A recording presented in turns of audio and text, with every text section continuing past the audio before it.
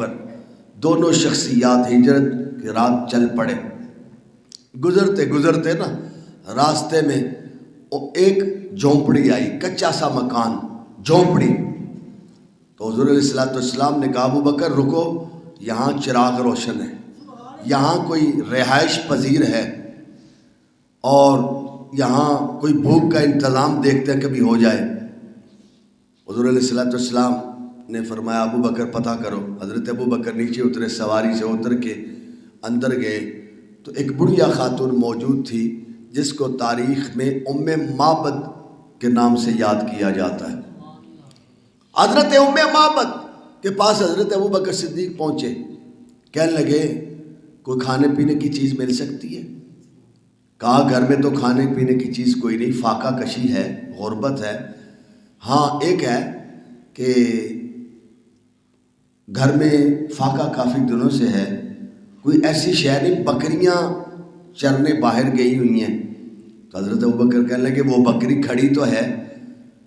حضرت ام معبد کہتی ہے وہ بکری بیمار ہے، وہ چل بھی نہیں سکتی، اس کی ہڈیوں میں گدا بھی موجود نہیں ہے، چرنے نہیں جاتی، کھاتی پیتی کچھ نہیں ہے۔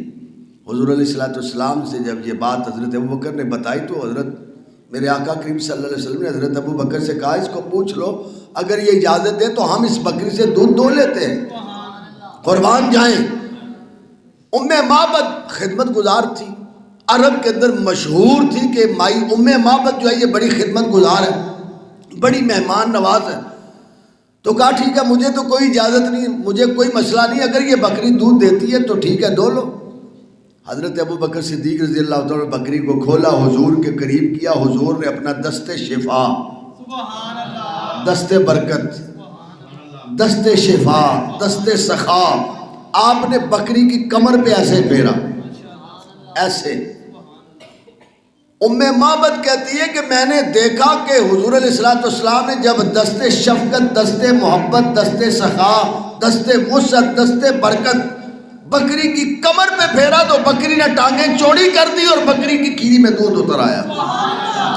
حالانکہ بکری تھی بیمار، لیکن حضور علیہ السلام کے دست شفا رکھنے کی برکت سے اللہ نے اس بکری کو بھی شفا عطا فرمایا۔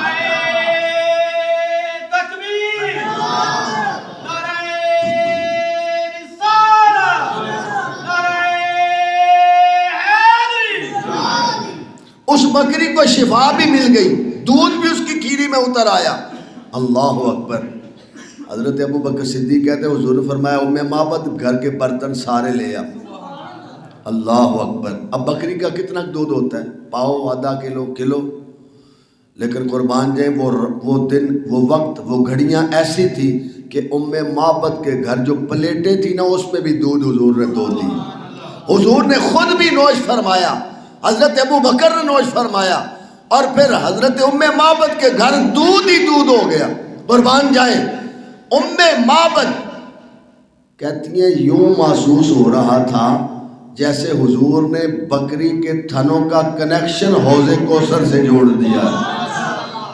اس انداز کے ساتھ بکری نے وافر مقدار میں دودھ دیا، اور دودھ کی جب دھارے، حضرت ابو بکر صدیق کہتے ہیں جب دودھ حضور دو رہے تھے تو دودھ کی دھار اتنی سخت تھی، اتنی تیز تھی کہ پتہ چلتا تھا پیچھے دودھ بے بہا دودھ ہے، بے حساب دودھ ہے، دودھ کی کوئی کمی نہیں ہے۔ اللہ اکبر۔ پھر شارح حدیث لکھتے ہیں کہ حضور علیہ السلام نے ام معبد کے گھر وضو بھی فرمایا، اور حضرت ام معبد کے گھر دو درخت لگے ہوئے تھے، ایک سوکھا ہوا تھا، ایک پھلدار تھا۔ ام معبد کہتی حضور نے وضو فرمایا سوکھے ہوئے درخت میں، سوکھے ہوئے۔ آج کل تو ہمارے گھروں میں درخت لگے تو ہم اس کو قربانی کے جانور کا خون دیتے ہیں، پانی ڈالتے ہیں، اس کی دیکھ بھال کرتے ہیں، لیکن درخت سوکھا ہے۔ حضرت ام معبد کہتی حضور نے وضو فرمایا، وضو کا پانی اس درخت میں گیا، اللہ اکبر، وہ درخت ہرا بھرا پھلدار ہو گیا۔ جو درخت ہرا تھا وہ بھی مزید پھلدار ہو گیا۔ حضرت ام معبد کہتے ہیں ان درختوں کے پھلوں میں عجیب خوشبو پیدا ہو گئی، اور پھر جب کوئی بیمار میرے گھر میں آتا میں ان درختوں کے پتے اتار کے پانی میں گھول کے پلاتی، مرض کوئی بھی ہوتا اللہ اپنے نبی کی برکت سے اس مریض کو مرض سے شفا عطا فرما دے۔ حضور چلے گئے۔ ام معبد کہتی ہیں کہ بس میرا دل بڑا خوش تھا اور میرے مکان پہ انوار برس رہے تھے، نور علی نور میرا مکان ہو چکا تھا۔ شام کو ابو معبد آیا، کہنے لگا آج کیا بات ہے، گھر کوئی آیا تھا؟ حضرت ام معبد کہتی مجھے نام تو یاد نہیں تھا، نہ میں نے نام پوچھا، میں حضور کا چہرہ ہی تکتی رہی، میں حضور کا دیدار ہی کرتی رہی، مجھے نام تو یاد نہیں تھا۔ میں نے کہا ہاں مبارک آیا تھا، ایک مبارک آ۔ کون مبارک؟ کیسا تھا وہ؟ کہا دور تھا تو پھر بھی بڑا سونا تھا، نیڑے آیا تو اور بھی سونا لگتا تھا۔ وہ مصطفیٰ، وہ محبوب ایسا سونا، مبارک ایسا سونا تھا۔ ام معبد کہہ رہی ہوں گی اپنے انداز کے ساتھ، حسینہ جمیلہ دا منہ موڑ دیتا، رب محمد بنا کے قلم توڑ دیتا۔ اور حضور علیہ السلام قربان جائے، ابو معبد کہنے لگا اچھا پھر جب اب کبھی آئے نا تو مجھے بھی بلا لینا، میں قریب ہی بکریاں چراتا رہوں گا، دور نہیں جاؤں گا، جب بھی آئے بلا لینا۔ اللہ اکبر۔ حضرت ام معبد کہتی ہیں روز نا ابو معبد جب بکریاں لے کے آتا میں کھانا پیش کرتی، ابو معبد کہتے کھانا رکھ دو، پہلے مجھے مبارک کی باتیں سناؤ، پہلے مجھے مبارک کی باتیں سناؤ۔ اور اگر میں اس کا آسان لفظوں میں ترجمہ کر دوں تو ابو معبد، ام معبد، ان کا روزانہ کا یہ معمول تھا، پہلے حضور کا ذکر کرتے تھے، حضور کا میلاد کرتے تھے، پھر کھانا کھایا کرتے تھے۔